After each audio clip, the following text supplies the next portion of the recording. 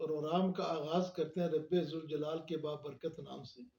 جو دلوں کو بھید کو خوب جاننے والے ہیں۔ سب سے پہلے پاکستان۔ ناظرین، ہم آج اس بات پہ ڈسکس کریں گے کہ آپ کو بتانا چاہ رہا ہوں کہ 75 سال میں ہم نے کیا کھویا اور کیا پایا۔ جتنی بھی ہم نے مشاہدے کیے ہیں اس میں پایا تو بھی کچھ نہیں، سب کھویا کھویا ہے۔ تو ہم شروع کرتے ہیں ابتدائی دور سے کہ فوج تو ہماری اپنی ہے، یہ بارڈروں پہ اس ملک کی حفاظت کے لیے ہر دم تیار رہتی ہے، اور اس نے بہت ساری قربانی، بڑے شہداء اس میں ہیں۔ ہم اس میں تو کوئی دوسری رائے نہیں ہے کہ فوج ہماری ہے، اور ہم نے اپنی فوج کے متعلق کبھی کوئی نہ بات غلط کرنی نہ سوچنی، اور جو کرے گا اس کا بھی منہ توڑ کے جواب دیں گے۔ اب اس کے اوپر ایک چیز ہوتی ہے جس کو اسٹیبلشمنٹ کہتے ہیں، اور اس میں بھی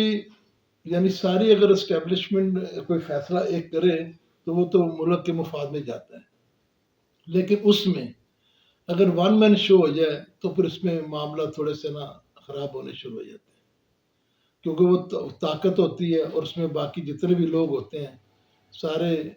یعنی قانون کے مطابق اپنے باس کے آگے بات نہیں کر سکے، اس طرح ہم تسلیم ہوتے ہیں، اور جو ایڈوائس ہوتی ہے اس کے مطابق اس نے کام کرنا ہوتا ہے۔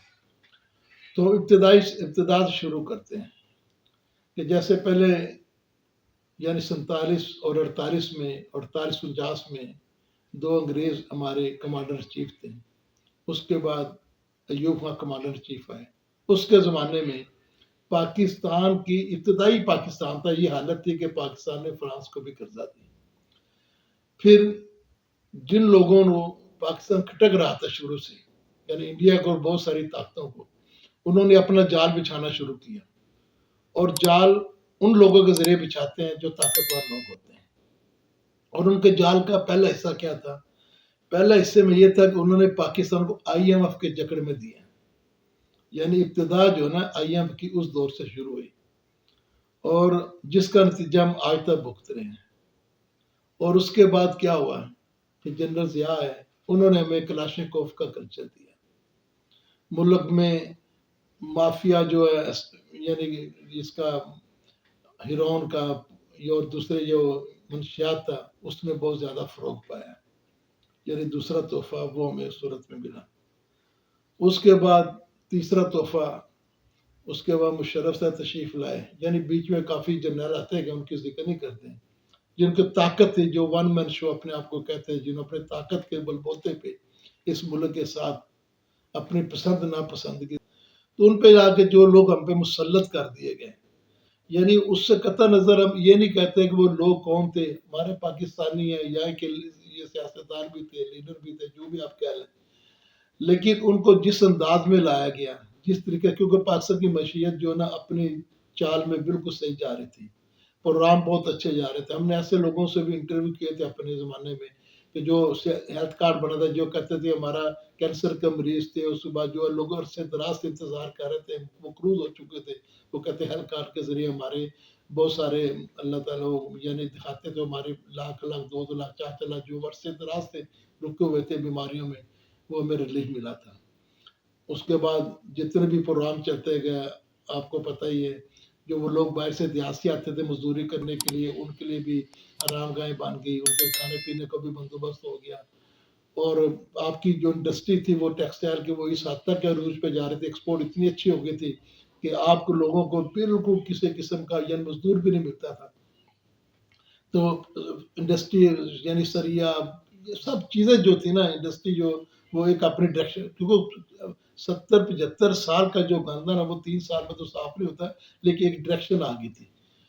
اب اس کے بعد جو لوگ مسلط کیے گئے، جو آئے، انہوں نے کہا جی ہم اس لیے آ رہے ہیں کہ آپ کو کلپس میں دکھائیں گے جو ان کے بیانات آ رہے ہیں کہ ہم اس لیے 6 مہینے میں یہ کرتے ہیں، جیسے پہلے بھی ان کے ڈائلاگ چلتے رہے، کیونکہ عوام جو بے شعور ہے، اس میں اتنا شعور نہیں، ایسے قوم نہیں بن سکی۔ عمران خان نے بہت کوشش کی لیکن قوم نہیں بن سکی مکمل طور پر۔ قوم بنتی تو جیسے خمینی صاحب کا انقلاب تھا ایسے بھی تک انقلاب آ جانا چاہیے تھا، لیکن اس نے صحیح کہا عمران خان نے کہ میرے فرد واحد کا پاکستان تو نہیں ہے، یہ عدلیہ کا بھی پاکستان ہے، یہ فوج کا بھی پاکستان ہے، یہ بیوروکریسی کا بھی پاکستان ہے، یہ بسنے والوں لوگوں کا بھی پاکستان ہے، یہاں کے شرافیہ کا بھی پاکستان ہے۔ اگر پاکستان ہے تو ہم ہیں، اگر نہیں ہے پاکستان تو معذاللہ کچھ بھی نہیں ہے۔ اصل مقصد کی طرف آتا ہے جس کی طرف میں بات کرنا چاہ رہا تھا۔ تو اس کے آنے کے بعد اب ان کے یعنی آپ دیکھیں کہ ملک میں غربت ہے، لوگوں کے پاس وسائل نہیں ہے، حکومت کہتی ہے ہمارے پاس وسائل نہیں ہے، قرضے دینے کے پیسے نہیں ہیں، اور انہوں نے 70 کی وہ اپنا اسمبلیوں میں انہوں نے بھرتی کر لی لوگ، 10 اور بھی بھرتی ہو گیا۔ اب ان کے باہر کے ٹور ہی ختم نہیں ہو رہا ہے، اسپیشل طیارے پہ جیسے سواتی کو کراچی سے بلوچستان سے اٹھایا گیا، ارشد شریف کا قتل اسپیشل طیارے پہ، یعنی ملک کے لیے کام نہیں ہو رہا۔ اب کام جو ریلیف ان کے اپنی نہیں ہو رہے ہیں، جیسے آپ کو پتا ہے کہ سارے ان کے کیسز سب کے معاف ہو گئے، ان کے سب کے علاج، اب جیسے خورشید شاہباز سب کے علاج ہی باہر ہوتے ہیں، پاکستان میں ان کا علاج ہی نہیں ہوتا۔ یعنی عمران خان کو اگر گولی لگتی ہے تو علاج پاکستان میں ہوتا ہے اور شوکت خانہ میں ہوتا ہے، اور ان کے پاس تھوڑی سی سر میں درد ہو ان کے علاج سارے باہر ہوتے ہیں۔ تو یہ فرق ہے اشرافیہ کا اور ملک کے لیڈر کا، جو آپ کو مسئلے میں بتانا چاہ رہا تھا۔ میری بات کسی کو اچھی لگے یا بری لگے قطع نہیں اس کے کہ ہمیں اس چیز کی کوئی پرواہ نہیں، صرف ہم بات کرتے ہیں صرف پاکستان کی، کہ پاکستان جس قربانیوں سے بنا، ہمارے آباء و اجداد نے جو قربانی ہمیں جب سناتے ہیں وہ ہمارے رونگٹے کھڑے ہوتے ہیں، ہمارے یہاں ہم خون کے آنسو ہوتے ہیں کہ یار یہ ملک کتنی عزتوں کی قربانی دے کر بنا اور اس کو اشرافیہ کس طرح روک رہی ہے۔ ان کے دورے ختم نہیں ہو رہے، 6 مہینے کے دورے 2 دن کی اربوں روپے خرچ ہو رہے ہیں سوئمنگ پولوں پہ، ان کی آنے جانے یشوں پہ، حتیٰ کہ ان کے سارے کیس ختم ہو گئے، اربوں روپے جو قوم کا پیسہ تھا وہ معاف ہو گیا۔ اس کے بعد اب جو بھی آتا جا رہا ہے سب کے گناہ معاف ہوتے ہیں، ڈائریکٹلی ہوتے جا رہے ہیں۔ تو ہم کس طرف جا رہے ہیں؟ اب اس میں مجھے تو کوئی کردار نظر نہیں آ رہا ہے، نہ مجھے تو اس میں کوئی اسٹیبلش کا کردار نظر آ رہا ہے کہ کیونکہ ملک سب کا ہے، کوئی اس گنگا میں جو سارے نہا رہے ہیں ہاتھ دھو رہے ہیں اس کو کوئی روکے، نہ عدلیہ کا کردار نظر آ رہا ہے کہ دڑا دڑ سب کے کیس معاف کیے جاتے ہیں، یا غریب آدمی اس کو یعنی اس کی زندگی جیل میں گزر جاتی ہے، اب ان کو یعنی نہ پیش ہوتے ہیں عدالتوں میں، نہ کچھ چیز ہوتی ہے، ضمانتیں مل جاتی ہیں، اس ٹائم دیا تو اس کے بعد سارے یعنی ان کے کیس ختم ہو جاتے ہیں۔ تو اب عوام کو کہنے کا مقصد یہ تھا کہ بہت ہو چکی، تمہاری داستان کا نہ ہوگی داستانوں میں، تو ہماری داستان ایک بڑے عجیب طریقے سے لکھی جائے گی۔ یہ لوگ جو ہے نا ان کا مال و ثواب مالد و ثواب باہر ہے، ان کے آلولاد باہر ہے، ان کے بس کیس تھے سب نے ختم کرا، اب ان کے باہر میں جائے کوئی چیز پہ ان کو دوبارہ اقتدار ملتا ہے یا نہیں ملتا ہے، پر ان کو پتہ ہے کہ قوم کو مثلا تھوڑے بہت باتیں کر کے چانگے لالا پوشی کر کے تو پھر ہم اقتدار میں آ جائیں گے، یا کسی سے مل ملا کے یا کسی کی آشیرواد حاصل کر کے آ جائیں گے۔ تو اصل چیز جو ہے نا وہ جو عمران خان جس بات کی طرف توجہ دلوا رہا ہے وہ اس بات کی طرف توجہ دلا رہا ہے کہ ہم نے اس ملک میں اگر اب کچھ نہیں کیا تو ہم ساری زندگی پھر ہم کچھ نہیں کریں، غلام کے غلام ہی رہ جائیں گے، ان کے آل اولاد کے غلام رہ جائیں گے، ان کی نسلوں کے غلام رہ جائیں گے۔ تو اس غلامی سے چھٹکارا حاصل کرنا ایک ذریعہ ہے کہ جیسے خمینی کے لیے قوم نکلی تھی نا امام خمینی کے لیے، اسی طرح عمران خان کے لیے قوم نکلے، اور وہ قوم عمران خان کے لیے نہیں ہوگی، ہم اپنے مستقبل کے لیے ہوگی، اپنے بچوں کے مستقبل کے ہوگی، ہماری آل اولاد کے مستقبل کے ہوگی۔ ہمارے پاکستان میں اعداد و شمار 75,000 طالب علم جو تھے نا وہ اپنا جو اچھے مسئلے پڑھے لکھے تھے، جو ڈاکٹر تھے، اسکالر تھے، انجینئر تھے، وہ سارے باہر چلے گئے کیونکہ ان کو یہاں مستقبل نظر نہیں آ رہا۔ تو اس لیے پاکستان میں مستقبل جو ہے نا سب کا اب تک تاریخ جا رہا ہے اور پاکستان قرضوں میں دب رہا ہے، کسی کا کچھ نہیں جانا۔ یہاں جو لوگ ہیں نا یہ مفلوج حال ہو جائیں گے، اس لیے اب لوگوں کو چاہیے، اب ایک شمع روشن ہوئی ہے، اب اس کا دیا سے دیا جلاتے جائیں اور ان کے کسی کے چکروں میں نہ آئیں۔ آپ نے 13 جماعت اتحاد دیکھ لیا، ان کے آنے سے جتنی بھی پاکستان معاشی حالت خراب ہوئی آپ نے دیکھ لیا۔ اب وہ یہ کہہ دیں کہ جی ان کا کیا ہوا ہم سنبھال رہے، تو 35-40 سال تو انہوں نے ملک کو استوار کرنا تھا، انہوں نے ملک میں ایجوکیشن دینی تھی، انہوں نے ملک میں ادارے بنانے تھے، انہوں نے ملک میں اپنا زراعت کا نظام بہتر، سب کچھ تو انہوں نے کرنا تھا۔ تو ہم نے اس ملک کو بچانا ہے، اور اس میں ہمارا کردار جو ہے نا وہ کسی ادارے کا اس ٹائم کوئی فعال نہیں ہے، وہ سب اپنے اپنے ایک دوسرے کی یعنی وہ جو کہتے ہیں نا ایک دوسرے سے اپنا دوسرے کو تحفظ دینا سے سارے بیٹھے ہیں۔ ٹھیک ہے نا، اگر ادارے کا کردار بہتر ہوتا، عدلیہ کا کردار بہتر ہوتا، اسٹیبلش کردار بہتر ہوتا، بیوروکریسی کا بہتر ہوتا، انتظامیہ کا بہتر ہوتا، صحافیوں کا کردار بہتر ہوتا، حق کو حق کہتے باطل کو باطل کہتے، تو آج یہ ملک خوشحال ہوتا ہے، یہ زرخیز ملک تھا۔ لیکن جس ملک مقصد کے لیے بنایا تھا نہ اسلام قائم ہو سکے، نہ اسلام کا نظام قائم ہو سکے، نہ اسلام کے مطابق اس ملک میں کوئی کام ہو رہا ہے۔ دن بدن بچوں کی عزتیں لٹ رہی ہیں، چھوٹے چھوٹے بچوں سے ریپ ہو رہے ہیں، قتل کیے جا رہے ہیں، کہاں قانون ہے؟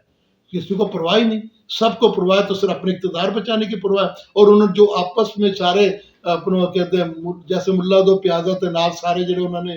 اپنا چمچے کچے سارے کٹھے کیتے ہیں، بس انہوں نے نعرے مارے.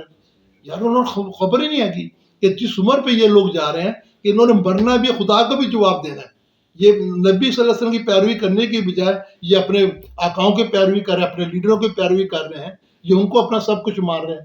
تو بامعاذ اللہ کس حد تک ہم چلے گئے؟ تو اس لیے آپ کے پاس یہ آخری موقع ہے. اگر یہ موقع ہاتھ سے نکل گیا تو پھر کچھ بھی ہاتھ نہیں آئے گا. تو لہٰذا سب مل جائیں، پوری قوم ایک ہو جائے، ایک ہو کے اس ملک کے لیے، بچوں کے مستقبل کے لیے سب نے کام کرنا ہے. تو پھر انشاءاللہ ملک کا مستقبل روشن ہوگا. ورنہ پھر جیسے ہم ان کے نعرے مارتے رہیں گے نا تو ایسے لوگ حکمران سر پہ مسلط ہو جائیں گے. تو پھر آپ کو پتہ ہی ہے کہ جو اشر اپنا جو قومیں جو مغلوب ہو جاتے ہیں، جو اشر ہوتے ہیں، غلام قوموں کا اشر ہوتا ہے. ہم اس وقت فل غلامی میں جا رہے ہیں اور ہمارا اشر جو نا وہ بہت برا ہو رہا ہے. اگر اب بھی ہم نے سر نہ اٹھایا تو پھر ہمارا سر کچل دیا جائے گا. پھر ہمارے پاس کچھ نہیں. یہ تو بھی اثاثے بیچ رہے ہیں ابھی، یعنی کبھی باہر کے ملکوں میں جو پاکستان کے اثاثے، اپنے اثاثے کوئی نہیں بیچ رہا. ان کی بلڈنگوں پہ بلڈنگ سب کی بنی ہیں، دبئی میں بنی پڑی ہیں. یعنی کہ میں سب کی بات کر رہا ہوں، دبئی میں، لندن میں، امریکہ میں، ہر دنیا کے ملک میں ہیں. لیکن پاکستان کے جو اثاثے ہیں وہ باہر بیچ رہے ہیں کہ ہم نے قرضہ اتارا ہے. تو ان کو کوئی غیرت شرم ہو تو یہ اپنے اثاثے بیچ کے ملک، جتنے یہ لوگ اس اقتدار میں بیٹھے ہوئے ہیں، جتنے پاکستان دوسرے بھی شافیہ کے لوگ ہیں، بشمول جو اپوزیشن میں بھی ہیں، اگر یہ سارے مل کر یعنی کوشش کرے کہ ہم نے آئی ایم ایف سے جان چھڑانی ہے اور ہم نے اپنے اثاثے بیچ کے، یعنی سارے بھی نہ بیچے، کچھ نہ کچھ کر کے، تو اگر ایم ایف کے قرضے اتار کے ملک خوشحال بنانا تو 1 منٹ میں ہو سکتا ہے. لیکن ان کے آقا جو اوپر بیٹھے ہوئے ہیں، جنہوں نے ان کو لا کے بٹھایا گیا ہے، جن کی یہ پیروی کرتے، انہوں نے ان کو سمجھایا ہوا ہے کہ آپ نے پاکستان کو ایشیا کا ملک ہے، اس کو مستحکم نہیں ہونے دینا. اگر پاکستان مستحکم ہو جائے گا تو پھر انڈیا کی بھی ایسی تیسی پھر جانے، باقی ملکوں میں پھر جانے. اس لیے وہ اس کو ہر دفعہ کوئی نہ کوئی نئی ایسی چال چل کے ان پہ ایسے حکمران بٹھا کے لاتے ہیں تاکہ اس میں پاکستان جو نا اپنی معاشی طور پہ یعنی مستحکم نہ ہو سکے اور اپنی صحیح منزل نہ آ سکے. جس کے لیے قائد اعظم رحمۃ اللہ علیہ نے یہ پاکستان کا نامہ اقبال دیکھا تھا اور قائد اعظم نے یہ بنایا تھا. تو یہ سارا دوار ہم نے دیکھا. اپنے سب نے بات کرنے کا یہ مقصد تھا کہ اب بھی اگر اداروں نے انہی چکروں میں رہنا ہے کہ ان کو سپورٹ کرنی ہے، انصاف کے تقاضے پورے نہیں کرنے، جن کو اللہ طاقت دی انہیں اپنی طاقت کے فرائض پورے نہیں کرنے، جو نیرو بیوروکریسی بیٹھی انہوں نے جو نیچے کے پروجیکٹ ان میں اپنے شفافیت اور اعلیٰ قسم کا کام نہیں کرنا. اور جو ہمارے صحافی بھائی ہیں اگر انہوں نے اپنا مقصد جو صحافت کا ہوتا ہے، پیغام جو صحیح لوگوں تک پہنچانا، وہ نہیں کرنا، اور صرف چند ایک ٹکوں کی خاطر اپنے آپ کو بھی بیچنا، ملک کو بھی بیچنا، اور بیٹھ کے وہ جیسے آج کل انہوں نے ایک ہی رٹ لگائی ہے، وہ گھڑی بکی فلانا، ارے پورا ملک بک رہا ہے، وہ اس میں کسی کو نہیں نظر آ رہا ہے. پورے ملک کی جائیدادیں بک رہی ہیں، وہ نظر نہیں آ رہا ہے. پورے ملک کو کھا گیا، وہ نظر نہیں آ رہا ہے. چارٹرڈ کیارے آ رہے ہیں، جا رہے ہیں. مفتی اسماعیل آ رہا ہے، جا رہا ہے، اور ڈالر کے یہاں بار کے ڈالر لے کے گیا مفتی اسماعیل اپنے چارٹرڈ تیاروں میں. لیکن اس کو وہ کسی کو نظر آئے جو انڈیا کی طرف تیار رہے تھے. یہ سب غلام ہیں جو ہم پہ حکومت کر رہے ہیں. تو لہٰذا اگر پاکستان کو بچانے میں بار یہ کہہ رہا ہوں متحد ہو جائیں، ورنہ پھر تمہاری داستان تک نہ ہوگی داستان میں. انشاءاللہ اگلے پروگرام کے ساتھ حاضر ہوں گے. اپنے میزبان ایوب چوہان کو اجازت دیجیے. اللہ حافظ.